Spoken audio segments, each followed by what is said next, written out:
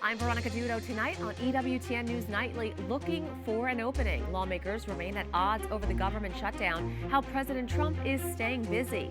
An F for the FDA. Pro-life lawmakers demand answers after the approval of a generic form of a major abortion drug. A good fit, something slightly new for the protectors of the Pope. We'll explain.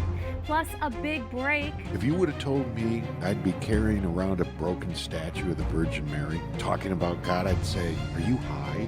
Why a one-time radio personality in Chicago says his life changed after finding a discarded statue of the Blessed Virgin.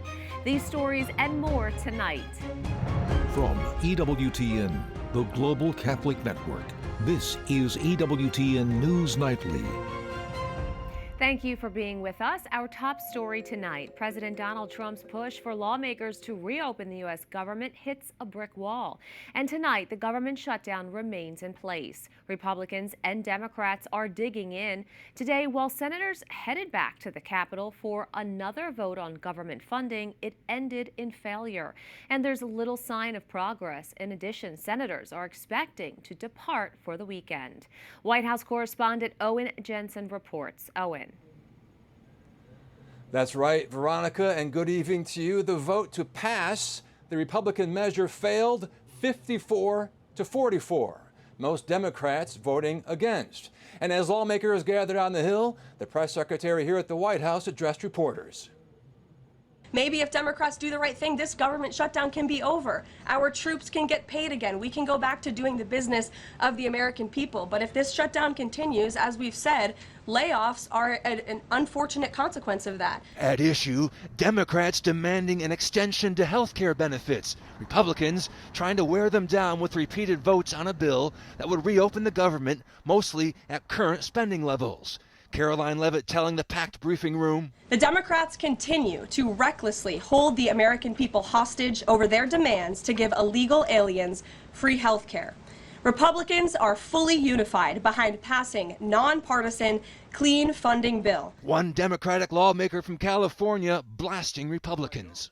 What I see is the Republican Party, led by Trump, absolutely refusing to deal, negotiate, even talk to the Democrats about the public policy issues, the budget, the tax policy, and now this shutdown. Speaker Mike Johnson went before reporters. All around the country right now, real pain is being endured by real people because the Democrats have decided to play politics. As the shutdown plays out, White House Budget Director Russ Vought writing on social media, $2.1 billion in Chicago infrastructure projects, specifically the Red Line extension and the Red and Purple modernization project, have been put on hold to ensure funding is not flowing via race-based contracting. More info to come soon from USDOT. Also impacted, today's monthly jobs report by the government. The shutdown depriving policymakers and investors of economic data vital to their decision-making. And I would ask Senator Warren, open this government. Let's get these reports out because the markets depend on it. The American economy depends on it. So we're looking forward to, after this government is open, for this report to come out. And more on that jobs report. If the release of economic data is delayed for several weeks or longer, it could pose significant challenges, including for the Federal Reserve, which of course sets interest rates. At the White House, Owen Jensen, EWTN News Nightly. President Donald Trump is drawing a hard line in the Middle East. He says Hamas must accept his proposed peace deal by Sunday evening or face an even greater military onslaught. Under the deal, Hamas would release all remaining hostages, disarm, and give up power. In return, Israel halts its offensive, withdraws from much of the territory, and allows humanitarian aid into Gaza. Hamas says it accepts some elements of Trump's peace plan, but that others require further negotiation. Hamas has also agreed to release all Israeli hostages, alive or dead, and showed readiness to enter mediated negotiations. Besides the government shutdown, conservative lawmakers are also speaking out about the Food and Drug Administration's decision to approve another generic version of the abortion pill mifepristone, an abortion pill which can be taken at home without a doctor's supervision. Capitol Hill correspondent Eric Rosales joins us with more. Eric. Well, good evening, Veronica. Drug maker Avita Solutions announced on its website that the FDA signed off on its low-cost form of the pill, which taken with another medication is used to end pregnancies through 10 weeks. The move now allows 3 U.S. companies to produce the pill. Pro-life organizations call it a betrayal that will cost the lives of unborn children. A week after pregnant women were told to not even take Tylenol, the FDA secretly rolled out a new abortion drug with the sole intent of killing more unborn children in this country. And this is a drug that's responsible for 2/3 of abortions in America. The decision expands the use of abortion pills, something the FDA commissioner said he wouldn't do. This was not the kind of impression that Secretary Kennedy or Commissioner McCarry gave in their confirmation hearings, that they would be approving such a drug as this. The pro-life community, I'm told, feels a sense of betrayal. And and it's not consistent with President Trump's pro-family agenda. Senator Josh Hawley also criticized the move, posting on X, quote, "I have lost confidence in the leadership at FDA." And Senate Pro-Life Caucus Chair Senator Cindy Hyde-Smith adds, quote, "The FDA needs to provide answers and give greater reassurance that this administration will follow through with commitments to restore safeguards on the spread of these dangerous abortion drugs." The approval of the generic for the medication mifepristone comes less than 2 weeks after Health Secretary Robert F. Kennedy Jr. pledged that the agency would review the drug's safety. In 2021, the FDA, under President Joe Biden, permitted online prescribing and mail-order delivery of the drug, which greatly expands access.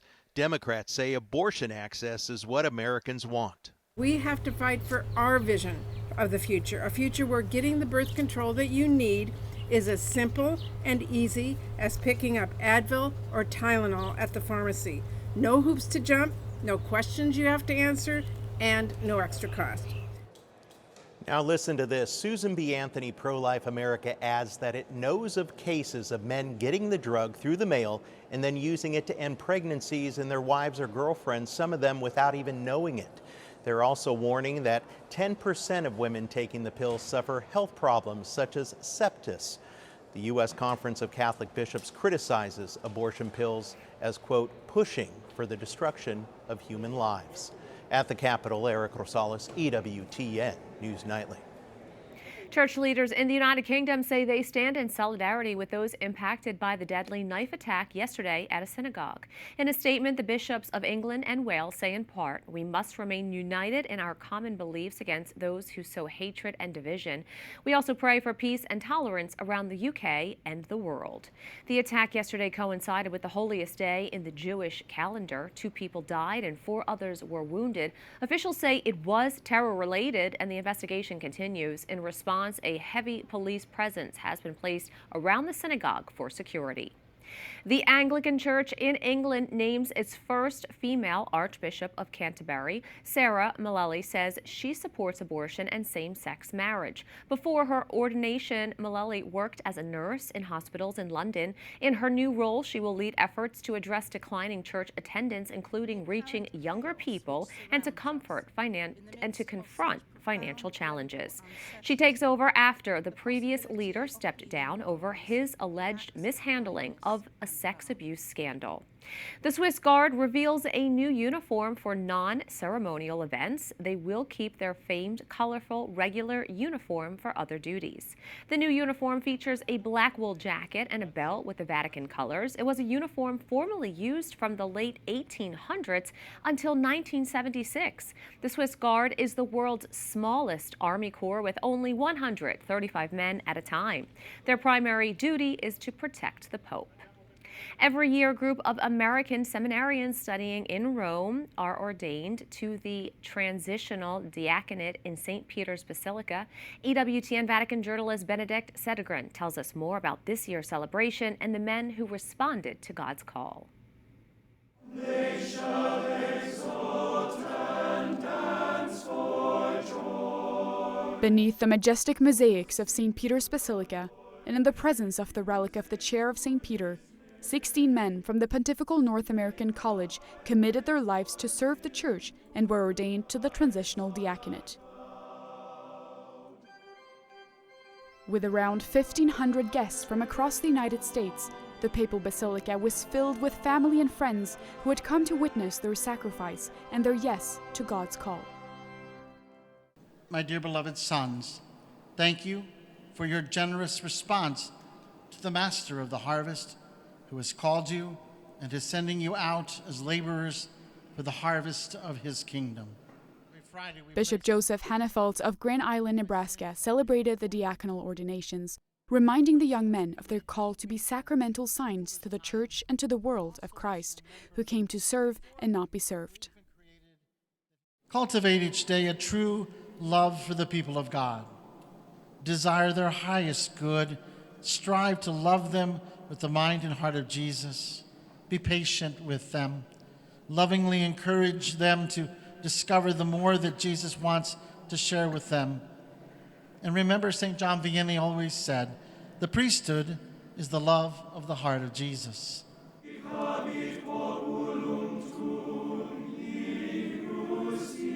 Following their promise of obedience, the diaconal candidates laid down prostrate on the floor as the congregation sang the Litany of the Saints, a powerful reminder that not only the faithful on earth, but the entire church in heaven is praying for them. The only way I can look at it is that it is a gift given freely from God. I could never have earned this. There's nothing that I could have done, no task I could have accomplished that would have merited such a gift like this. So really it's just the gift of being able to receive and know that Christ loves me in that way and has chosen this for me. To be able to lay down my life in that church is such an incredible gift. Each of the men approached the bishop, who laid his hands upon their heads, a practice rooted in the apostolic tradition to confer not only the grace of the Holy Spirit, but also the authority to serve in the ordained ministry. A beautiful moment to reflect on Jesus' call to Peter, knowing how much Jesus loved Peter and how much Jesus loves me in this vocation. And not only the vocation to be a deacon, to be a priest, but that vocation of love that he gives all of us in baptism, faith, hope, love. After receiving the stolen dalmatic from the assisting deacons and priests, the bishop placed the book of the Gospels in the hands of the new deacons, signifying their ministry to proclaim, teach, and live the Gospel's message of faith and charity. While some will remain in Rome to continue their studies, others will return to the States to begin their ministry, a ministry shaped and enriched by their formation in the Eternal City. God willing, they will all be ordained priests next year. You get a sense of the universal church here that you don't get. I mean, I'm from rural Montana. Like, we don't have a huge sense of that. We don't even really have a great sense of the American church. So being able to be here, I mean, I can see St. Peter's from my bedroom window. I'm right here. So I think being trained here will give me a richer experience to bring back to the diocese when I actually can go back as a priest and enter ministry. In Rome, Benedict Cedergren for EWTN News Nightly. We have a lot more still to come on EWTN News Nightly, including agriculture in Africa, how one priest from Notre Dame is empowering communities in his home country. And congrats, Grad, a growing Catholic university in Iraq, celebrates a special anniversary.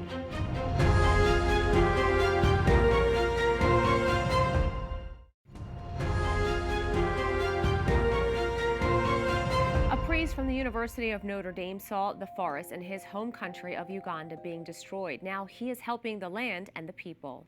85% of Ugandans rely on agriculture, but civil war and an AIDS epidemic left an entire generation without the knowledge of how to farm the land.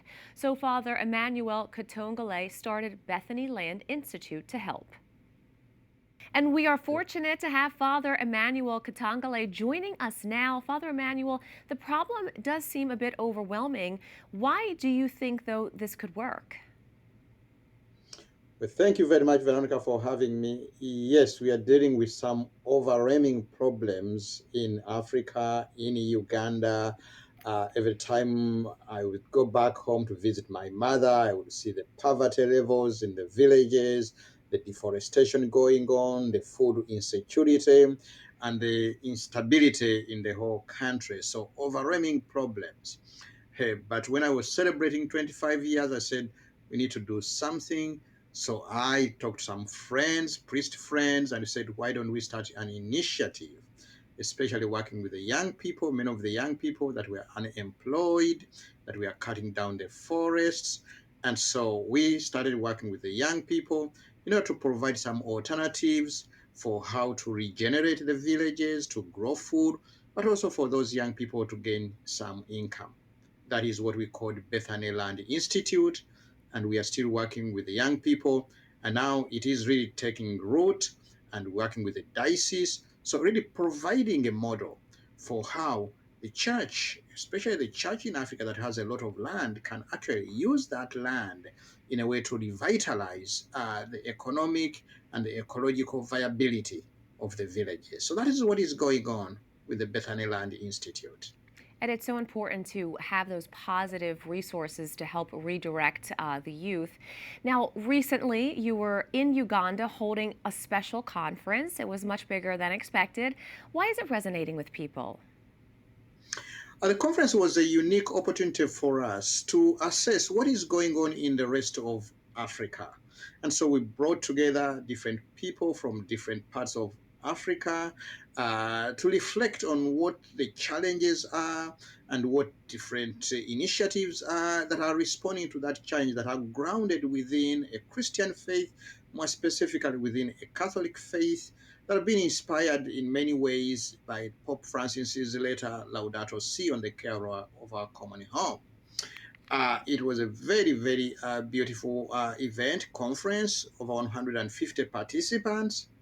But what was hopeful, and I think that was the whole theme of the conference, what was hopeful was to see many people that were doing something in their community to respond to these overwhelming challenges that are there. But the other thing that I want to say, that what really made this conference unique, that here at Bethany Land Institute, people were able to come and see a model, one model that can be used actually to revitalize rural community in Africa. The churches do have a lot of land. Many churches in Africa have land.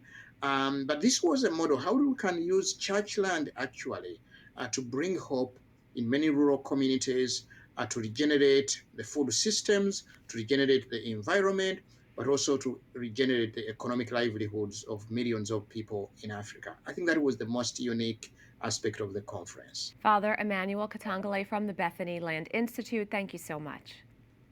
Thank you very much, Veronica, for having me. Have a good day. In northern Iraq, the Catholic University of Erbil has marked 2 milestones, its 5th graduating class and the 10th anniversary of its founding. The celebration brought together church leaders, government officials, and families, honoring both achievement and hope for the future. Asimina's Rodi Sher has more. On campus here in Erbil, the Catholic University has become a beacon of learning in Iraq.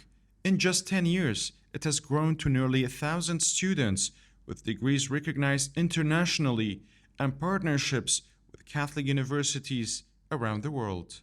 We spoke with the university's provost, Father Karam Kasha, about the university's mission. The Catholic University in Erbil CUE discerned its mission from the valuable Catholic intellectual education. So we help our students to live together, to work together, to study together, and also to learn how to respect each other. Because of that, our university is open for all faiths. We encourage our students to be more active in the society, to help the society, to also to seek the common good of the society. And we teach them how to be really good leaders for the society, and to seek the moral formation, ethical leadership, social responsibility. And also in this way we are working to help the country, not just this community but all the country, to have leaders that they are full of the common good, of the values of humanity. Among this year's 114 graduates was Yohanna Al-Zebari, first in his class and the recipient of Aid to the Church in Needs Pope Francis Scholarship. He was honored with a special award for academic excellence. CUE honestly means the world to me, and the fact that I got a scholarship to study from Aid to the Church in Need inside CUE was one of the best decisions that I ever took during my academic journey, honestly. And it has helped me immensely continue my studies and furthering my education. The ceremony also featured a message from Pope Leo XIV, assuring the graduates of his prayers and imparting his apostolic blessing. In its first decade, the Catholic University in Erbil has awarded hundreds of scholarships, hosted international research, and built partnerships with Catholic institutions in the United States and beyond. The campus has become a place where Christians, Muslims, Yazidis, and students from other minorities study side by side, discovering that what unites them is greater than what divides them. For EWTN News, this is Rodi Sher. Up next on EWTN News Nightly, a Statue of Liberty. A new movie examines the life of a stand-up comedian and radio personality who finds strength and freedom through the Blessed Virgin Mary.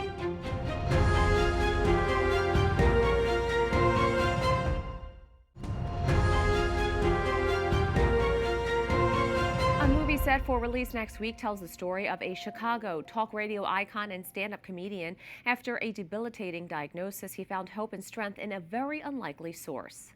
And they said it's a rare form of MS. Eventually, it cost me my job. I'm driving, thinking, what am I going to do? I see this statue lying on the ground, and I know it's a statue of the Virgin Mary.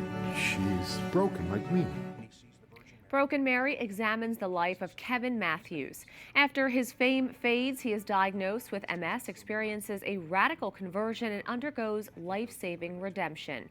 The movie from Fathom Films is in theaters for only one night on October 7th. And Kevin Matthews, the subject of the film and author of Broken Mary, A Journey of Hope, joins us now. Kevin, great to be with you. Thank you so much. Good to be with you. So first, tell us what prompted you to be looking in the area that you did. Tell us where that was and what you found. Well, God led me. I am so thankful. God led me to a filthy, dirty dumpster in 2011. It was at this dumpster I found a statue. I saw it when I got out of my car. I was getting my wife some flowers, and I got out of my car. I looked, and on the ground was this statue of the Virgin Mary. And I went over to her, and she's broken in half at the waist. Her hands are missing. She's sunk in the mud. She's covered in garbage. And I was a zombie Catholic, I call myself. I strayed away from our mother church, but at that moment I heard Jesus Christ say to me, "Will you deny me? Will you deny my mother?"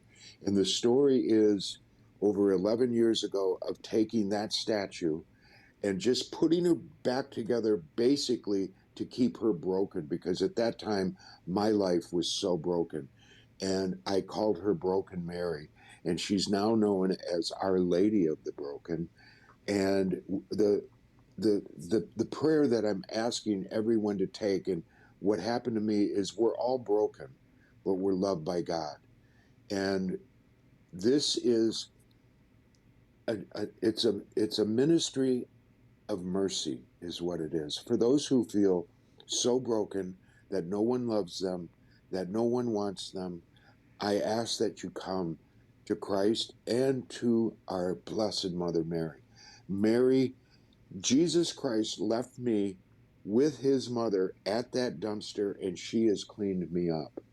And so this beautiful movie is coming to theaters October 7th, one night only. And it's Broken Mary, the Kevin Matthews story, but it's not my story, it's our story. We are so broken right now and loved by God. So this special encounter happened in 2011. Your book came out in 2017. So tell us now in 2025 about the movie and how that came about. I was speaking 6 years ago at a men's conference, and the owner of ODB Films was in the audience. He said, this would be a beautiful documentary.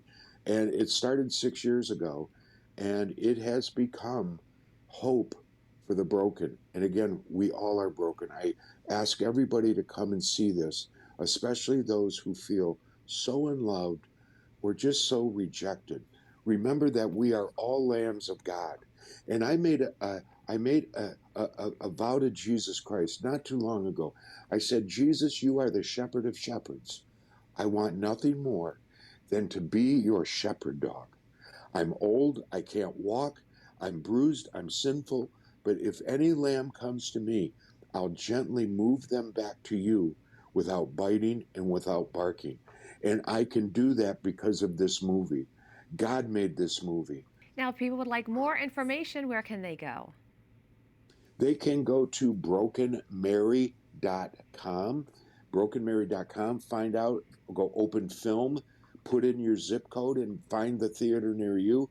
This is coast to coast on Tuesday, October 7th. No such thing as a coincidence. That is the October 7th, the Feast of Our Lady of the Rosary. Incredible. Any other final thoughts? My thoughts are for those who have fallen away from the church, go to him. Jesus waits you, and Jesus knows how broken you are, but know that how loved you are by God and that Lamb of God, Jesus Christ. Kevin Matthews, the subject of Broken Mary, the Kevin Matthews story. Thank you so much. We thank you for watching tonight. Remember, you can follow us on social media, Facebook, X, and Instagram at EWTN News Nightly. I'm Veronica Dudo. Good night and God bless.